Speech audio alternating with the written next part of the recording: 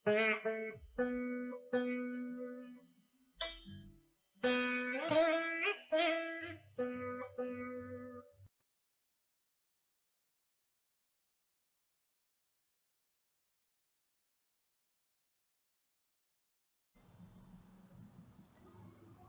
ஈஸ்வரா குருதேவா.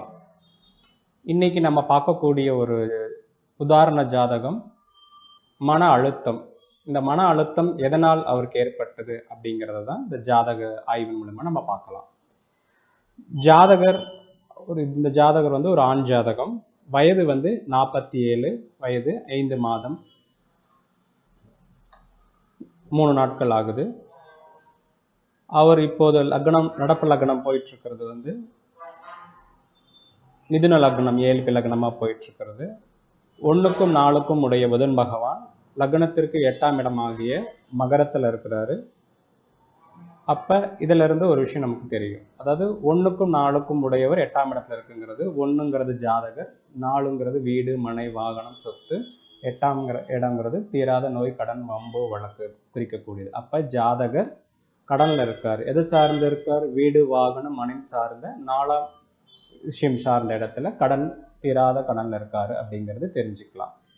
அடுத்தது, இந்த காலகட்டம் எப்ப இருந்து பார்த்தீங்கன்னா ஏஎல்பி லக்னம் 2019 மார்ச்ல இருந்து 2029 மார்ச் வரைக்கும் இந்த ஏஎல்பி லக்னம் போற வரைக்குமே ஜாதகரோட நிலைங்கிறது இதுதான். அவர் 8ஆம் இடத்துல இருந்து 2ஆம் இடம் ஆகிய தனம், குடும்ப, வாக்குஸ்தானத்தை பார்க்கறதுனால அது சார்ந்த விஷயங்கள்ல வருமானம் தடை, பேச்சு, இந்த மாதிரி விஷயங்களால பல பிரச்சனைகள் இதெல்லாம் நிறைய உருவாகிறதுக்கான சூழ்நிலை தான் இருக்குதுங்கிறது காட்டுது. அடுத்தது, இப்போ அவருடைய நட்சத்திர புள்ளி என்ன போயிட்டு இருக்குன்னு பார்த்தீங்கன்னா திருவாதிரை 3ஆம் பாதம். திருவாதிரை அப்படின்னாவே அதன் அதிபதி வந்து ராகு பகவான். அவர் வந்து ஏஎல்பி லக்னத்துக்கு 5ஆம் இடத்துல இருக்காரு. ராகு பகவானாவே நம்ம பூர்வீகம் சம்பந்தப்பட்ட பிரம்மாண்டமான திடீர் நிகழ்வாக நிகழக்கூடியது அப்படின்னு நம்ம வந்து பார்த்துருக்குறோம். அதுல பார்த்தீங்கன்னா 5ஆம் இடம் சொல்லக்கூடியது வந்து ஆசைகளையும் மனம் சார்ந்த விஷயங்களையும் நம்ம குறிக்கக்கூடியது. அப்ப ராகு போய் 5ஆம் இடம் ஆகிய இந்த மன அழுத்தத்தை தரக்கூடிய மனம் சம்பந்தப்பட்ட இடத்துல போய் உட்கார்றதுனால ஜாதகர் தீராத மனப்பிரச்சனை இருக்கிறார் அப்படிங்கிறது வந்து இது குறிகாட்டுது. அது மட்டும் இல்லாம நட்சத்திர புள்ளி 5 ஆகவும் பாவகாதிபதி 8ஆம் இடத்துல தொடர்பு பெறுவது, 5, 8 தொடர்பு பெறுது அப்படிங்கிறது மூலமாக ஜாதகர் வந்து ஒரு தீவிரமான ஒரு மன அழுத்தத்திலும் பிரச்சனையிலும் மனம் சார்ந்த விஷயங்களில் பாதிக்கப்பட்டிருக்காருங்கிறது காட்டுது. அது மட்டும் இல்லாமல் 5, 8 தொடர்பு பெற்றாலும் சித்த பிரம்மைன்னு சொல்லுவாங்க. அந்த அளவுக்கு ஜாதகர் வந்து பாதிக்கப்பட்டிருப்பார் அப்படிங்கிறது இதன் மூலமா உறுதியாகுது.